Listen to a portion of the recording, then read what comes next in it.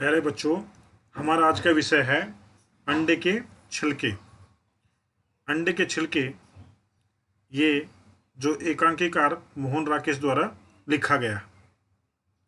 इसमें जो बताया गया है, इस चैप्टर को समझने के लिए इसके महत्वपूर्ण बिंदुओं को देख लीजिए। आधुनिक समाज की दिखावे की संस्कृति और समाज की विकृति को प्रस्तुत करना, परंपरा और आधुनिकता के द्वंद्व को उभारना, विद्यार्थियों को संदेश देना कि वह अपने जीवन में बनावटीपन को नहीं, यथार्थ को महत्व दें। परिवार में एकता एवं आत्मीयता को बनाए रखने के लिए सदस्यों द्वारा एक दूसरे की भावनाओं का सम्मान करना। हमें परिवार में रहते हुए दूसरे की परिवार के सदस्य की भावनाओं का सम्मान करना होगा, तभी जो है परिवार एकजुट रह पाएगा। और धूम्रपान जैसी बुराइयों के प्रति जागरूक करना, ये इसके महत्वपूर्ण चैप्टर के पॉइंट्स हैं जो इसमें उभारे गए हैं और ये संदेश दिया गया है। पहले प्रश्न करने से पहले इस चैप्टर को, इसके जो मुख्य बिंदु हैं उनको समझ लीजिए। चैप्टर 1 मिनट में ही आपके क्लियर हो जाएगा। ध्यान से सुनना जो मैं बोल रहा हूँ। मोहन राकेश ने इस एकांकी में एक संयुक्त परिवार की विभिन्न रुचियों को सूक्ष्मता से उभारा है। परिवार में अम्मा, माधव, राधा, वीना, गोपाल और श्याम कुल 6 विभिन्न रुचियों के पात्र हैं। इस एकांकी में 6 पात्र लिए गए हैं और 6 पात्रों की जो रुचियां हैं वो अलग अलग हैं। तो 6 रुचियों के पात्र एक घर में रहते हैं और 6 को रहना है। अगर एकजुट रखना है तो हमें दूसरे की रुचियों का ख्याल रखना पड़ेगा। उसकी रुचियों पे को हमें गलत नहीं मानना पड़ेगा। तो देखिए आगे चल के क्या होता है। सभी पात्र एक दूसरे से छिपकर अपने शौक पूरे करते हैं, लेकिन एक दूसरे की भावनाओं को समझते भी हैं। इसमें वीना, गोपाल, राधा और श्याम अम्मा से छिपकर अंडे खाते हैं। इस जो एकांकी में अंडे भी जो है छिपकर खाने पड़ते हैं, अर्थात उसको जो बुजुर्ग लोग हैं, बड़े लोग हैं, उसको खाना ठीक नहीं मानते। गोपाल सिगरेट पीता है, यहाँ तक कि अम्मा भी यह सब जानते हुए अनदेखा करती है।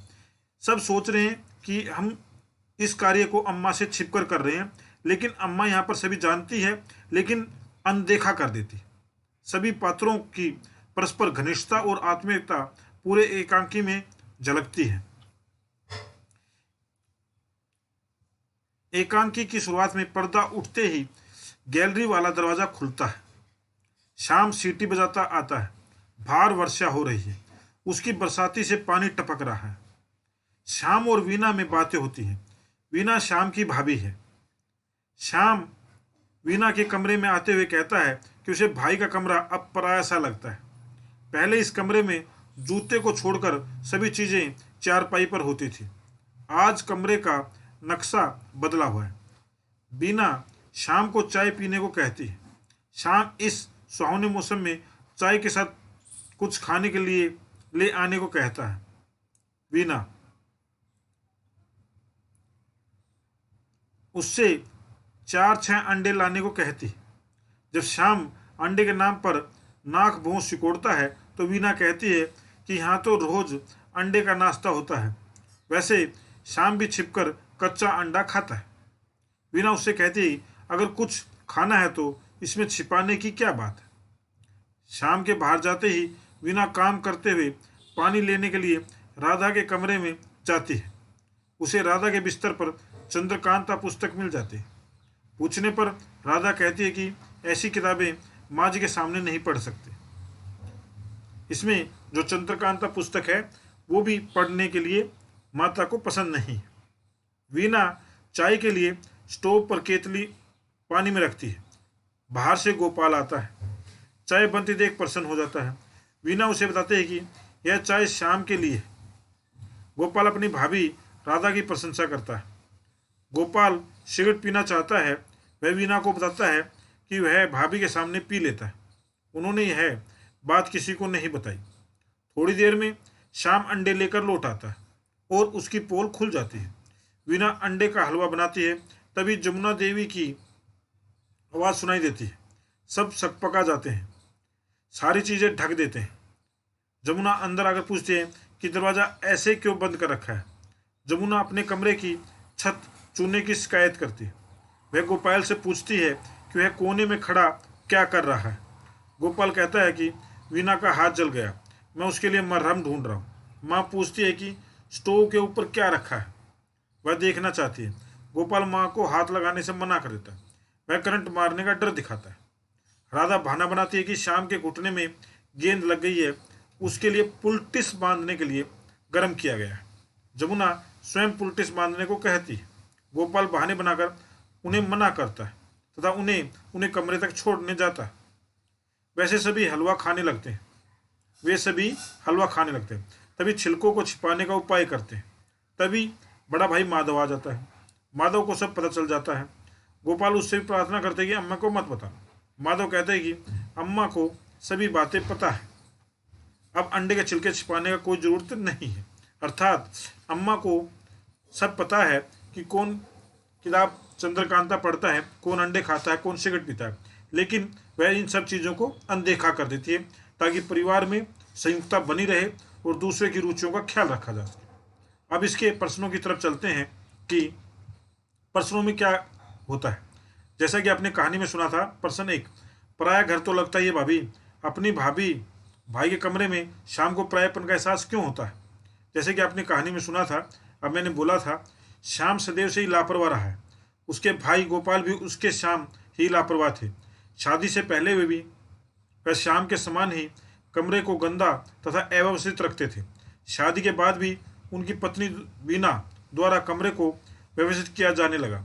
गोपाल का कमरा वैसी स्थिति में नहीं है, वह साफ और व्यवस्थित हो गया है। यही कारण है कि शाम को अपने भाई भाभी के कमरे में परायेपन का एहसास होता है। प्रश्न 2 को देखिए। एकांकी में अम्मा की जो तस्वीर उभरती है, अंत में वह बिल्कुल बदल जाती है। इसमें जो स्टार्टिंग में अम्मा की तस्वीर दिखाई गई थी कि उसको कुछ नहीं पता, लास्ट में वो कैसे बदल जाती है। एकांकी के आरंभ में बताया जाता है कि घर में अंडे खाना, चंद्रकांता जैसी पुस्तकें पढ़ना, सिगरेट पीना इत्यादि को गलत माना जाता है। घर में इनका प्रयोग नहीं किया जाता है, अतः परिवार के सब सदस्य ये कार्य छिपकर करते हैं। इस प्रकार की बातें पढ़कर पाठक के मन में अम्मा के प्रति जो तस्वीर उभरती है, वह रूढ़िवादी सोच रखने वाली स्त्री की है, जिसकी सोच में से घरवाले परेशान हैं। लेकिन एकांकी के अंत में आते आते माधव भैया के कथन से सबके चेहरे सफ़ेद पड़ जाते हैं कि अम्मा ये सब जानती है। वे आगे कहते हैं कि अम्मा तो शायद मेरी वे बातें भी जानती है जो मैं समझता हूँ कि वे नहीं जानती। तब पाठकों को पता चलता है कि अम्मा बहुत ही सुलझी हुई स्त्री है। वे समझदारी से घर में हो रहे कामों के प्रति उपेक्षा भाव रखती है। जहाँ वे छोटे में अपने प्रति सम्मान को बनाए रखती है, वहीं दूसरों की स्वतंत्रता में हस्तक्षेप नहीं करती। वे जानती हैं यदि वे बच्चों को इन कार्यों को करने से रोकेंगी तो हो सकता है कि बच्चों के मन में उनके प्रति डर और सम्मान की भावना समाप्त हो जाएगी। तभी तो वे उनके डर से सारे काम छिपकर करते हैं। वे कुछ कहती हैं तो उनका डर निकल जाएगा और वे सारे काम खुलकर करने लगेंगे। अतः वे चुप रहकर इस डर को कायम रहने देती। प्रश्न 3 देखिए। प्रश्न 3 में आप चलेंगे तो अंडे खाना, चंद्रकांता स्थिति, इसमें सभी को गलत माना गया। तो इसमें आपके आंसर क्या लिखेंगे। आज के समय में तीनों कार्य किन्हीं संदर्भ में गलत नहीं कहे जा सकते। किसी समय में इन्हें गलत माना जाता था। एक शुद्ध शाकाहारी परिवार में अंडे खाना गलत माना जाता है। यदि गौर किया जाए तो पात्रों को यह बताया गया है कि परिवार के लोगों द्वारा अंडे नहीं खाने चाहिए। तो इस बात का प्रमाण है कि परिवार शुद्ध शाकाहारी है, अतः यह उस संदर्भ में गलत ही होगा। ऐसे में चंद्रकांता जैसी पुस्तक मनोरंजन के लिए उद्देश्य से ली गई है। इसमें जादू और प्रेम के इत्यादि का उल्लेख है। उस समय माना जाता था कि इस प्रकार की पुस्तकें मनुष्य का मार्गदर्शन नहीं करती हैं, अथवा घर के लोगों को ऐसी पुस्तकें पढ़ने से मना किया जाता था। सिगरेट के बारे में कहा जाए तो कभी भी अच्छी नहीं मानी गई है। यह तब भी नुकसानदेह थी और आज भी नुकसानदेह है। यह हो सकता है कि आज के समय में इसका प्रयोग बहुत अधिक होने लगा है। एक परिवार में घर वाले चाहते हैं कि बच्चे इसका प्रयोग ना करें। जो पूछा कि कौन से कारण हैं कि जो छिपकर कार्य करते हैं। अब देखिए, निम्नलिखित कारण हो सकते हैं। परिवार वाले अपने घर के बड़ों का आदर सम्मान करते थे। वे अपने बड़ों की सोच को जानते थे, अतः उनकी बात रखने के लिए कार्य उनसे छिपकर किया करते थे। खै पाठ देखिए, घर में कलह को बचाने के उद्देश्य से वे कार्य छिपकर किया करते थे। उन्हें लगता था कि माता जी को यदि इसका पता चल जाएगा तो घर में तनाव पैदा हो जाएगा। वे माँ की सोच को रूढ़िवादी सोच मानते थे। उन्हें लगता है कि माँ उनकी नई विचारधारा और परिवर्तन को नहीं समझ सकेगी, इसलिए वे कार्य छिपकर किया करते थे। घय में देखिए, माँ के प्रति भेदभाव भी उन्हें यह कार्य छिपकर करने के लिए प्रेरित करता था। मैं यही उनकी जगह होता तो यही करता जो इस पाठ के पात्रों ने किया। हमारे लिए भी ऊपर दिए गए बिंदु मान्य होते हैं। यह हमारे संस्कार हैं। जब हम जानते हैं कि बड़े कार्यों में नजरों में कार्य गलत है तो वे कार्य हम उनके सामने नहीं करने चाहिए। इसमें राधा के चरित्र की विशेषताएं बतानी है आपको। राधा के चरित्र में बहुत सारी बातें हैं जिन्हें उन्हें पहचानने के लिए हम बना सकते हैं। 3 ऐसी बातें कौन सी हैं जिन्हें हम अपना सकते हैं। राधा को पढ़ना अच्छा लगता है, इसलिए वह पढ़ती रहती है। रात में जब सब सो जाते हैं तो वह अपनी इस इच्छा को पूरा करती है। उसके लिए उसने किताबें मंगवाई हैं। वह मात्र पढ़ने के लिए नहीं पढ़ती, वह जो पढ़ती है उसमें सही गलत का मंथन करने की समझ उसमें विद्यमान है। अतः पौराणिक कथा से लेकर तिलिस्म कथा तक के पात्रों का मंथन करती है। दूसरा पॉइंट, राधा समझदार स्त्री है। वह स्थिति को संभालने के लिए तुरंत सही निर्णय लेना जानती है। दूसरी गलती को छुपा भी लेती है। कठिनाई पड़ने पर स्वयं आगे बढ़कर आ जाती है। वह गलत कार्यों के लिए दूसरों पर इल्जाम नहीं डालती। जिस बात से स्थिति समझ जाए वह कार्य करती है। तीसरा पॉइंट, राधा संजीदा स्वभाव की स्त्री है। बचपना उसके स्वभाव को छू भी नहीं गया है। घर में कौन क्या करता है उसकी सब जानकारी रखते हैं, लेकिन वह किसी को कुछ नहीं बताती है। इससे पता चलता है कि वह संजीदा स्वभाव की स्त्री है, लड़की। प्रश्न 5, सरकार की धूम्रपान न करने की वैधानिक चेतावनी और बड़े बुजुर्गों का धूम्रपान करने की मनाही के पीछे कौन से कारण। देखिए, कै पार्ट में इसमें 2 पार्ट दिए गए हैं, कै और ख। कै को देखिए, सरकार की धूम्रपान न करने की वैधानिक चेतावनी और बड़े बुजुर्गों की धूम्रपान की मनाही के पीछे एक ही कारण विद्यमान है। यह ऐसा व्यसन है जो मनुष्य को नुकसान देता ही है। इससे होने वाले नुकसानों को पूरा विश्व जानता है।